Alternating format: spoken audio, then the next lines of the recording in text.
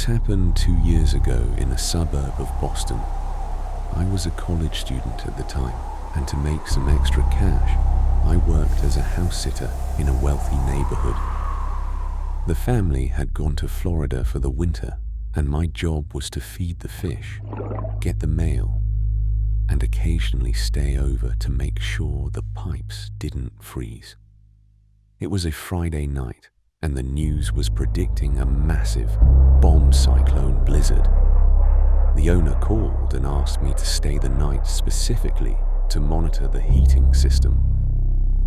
The house was huge, 3 stories, with floor-to-ceiling glass windows on all sides. While the view was nice during the day, at night those windows turned into black mirrors. You couldn't see out, but everything outside could see in perfectly. Around 1 a.m. the storm was at its peak. The whole house was creaking in the wind. I was in the living room watching Netflix when the smart security system chimed. It wasn't an alarm, just a notification sound. My phone lit up. Motion detected, backyard patio. My heart skipped a beat, but I quickly reassured myself. In this weather, it was probably a raccoon or some patio furniture blown over by the wind. I checked the camera feed on my phone. The screen was pitch black. The snow was falling so hard the infrared could only pick up white noise. Nothing. I put my phone down and went back to the movie. 10 minutes later, the chime sounded again. Motion detected. Basement side window. This time, I couldn't ignore it. The basement windows are window wells, half underground. A raccoon wouldn't be jumping around down there. I worked up the courage to go to the kitchen, where I could see the side of the yard. I turned off the kitchen lights and pressed my face against the glass. The motion sensor floodlight outside had turned on.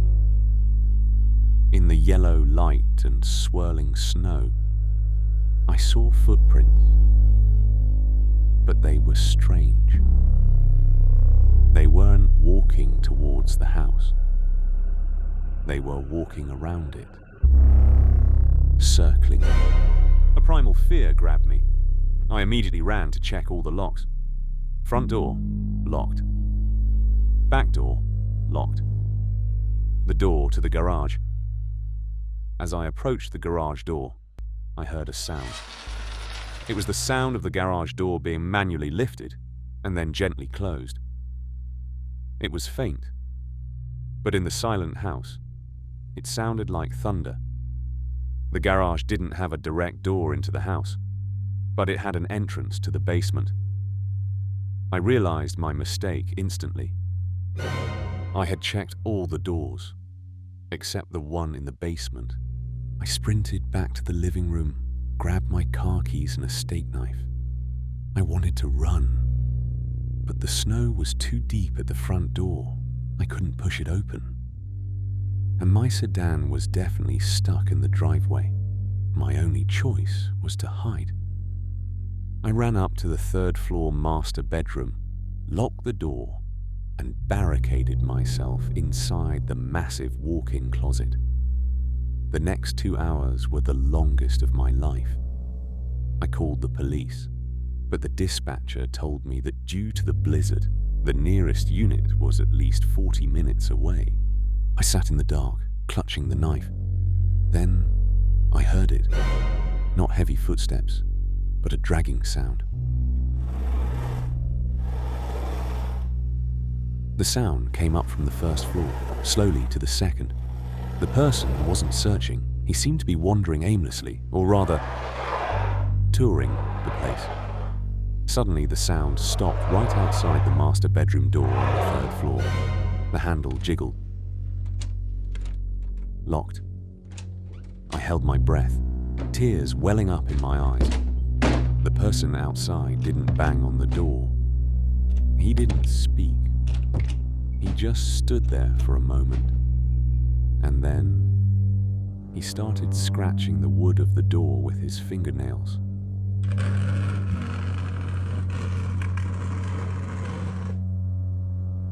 That sound went on for 5 minutes. Then, dead silence. I didn't know if he left. Not until I heard sirens downstairs. When the police broke in and got me out, they found a soaking wet folding chair in the middle of the living room. It was placed right in the center, facing the sofa where I had been watching Netflix. Police estimated that the man had entered before I even got the first notification. When I went to the kitchen to check, he was sitting in the dark living room, watching me. And on the outside of the closet door, they found a smiley face carved into the wood. The man was never caught. The snow covered his tracks.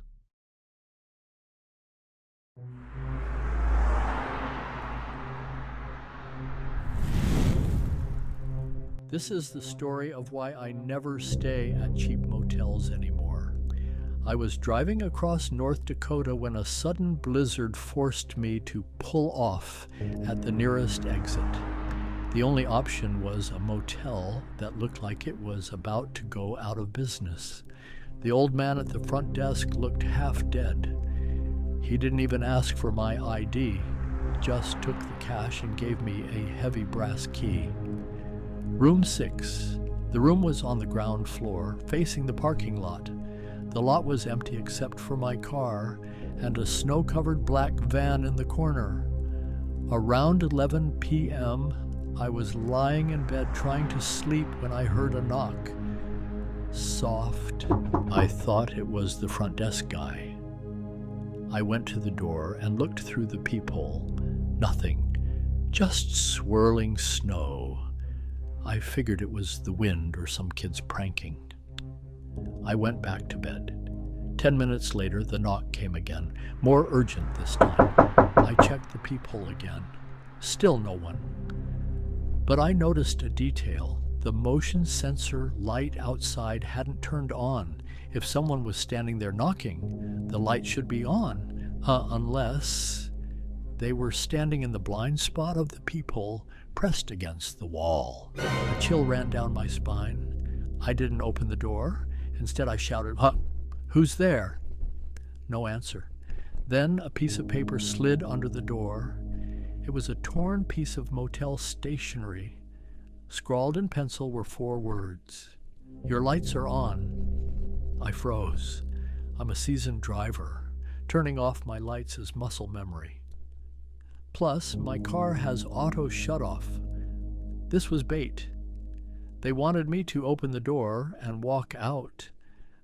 I put the chain lock on and wedged a chair under the doorknob. About 30 minutes later, I heard a woman crying outside the door. "Please, help me. My baby is in the car. It's so cold." The voice was right at the door, crystal clear. It sounded heartbreaking, full of despair. Normally, I might have caved, but that note kept me on edge. If the person who wrote the note really wanted to warn me, why didn't they speak? I shouted through the door, "I've already called the police. They're on their way." The crying stopped instantly, like a radio being switched off. Immediately after, my doorknob started to rattle violently. It wasn't a plea for help anymore. It was an angry attempt to break in. The whole door shook in the frame, the chair scraping loudly against the floor. I hid in the bathroom with the shower rod as a weapon, calling 911, which was busy. The banging lasted for 2 minutes, then stopped completely. I didn't dare come out until morning. When I opened the door the next day, the storm had passed. My car was right there, lights off, of course, but outside my door, the snow was trampled with footprints. Not one person, but at least 3. And what made my blood run cold was the writing carved into the wall next to my door, right in the blind spot I couldn't see last night. Smart boy. They had 3 people. One to cry, one to ram the door, and one waiting with a knife against the wall, ready to slit my throat the moment I opened the door to check my lights.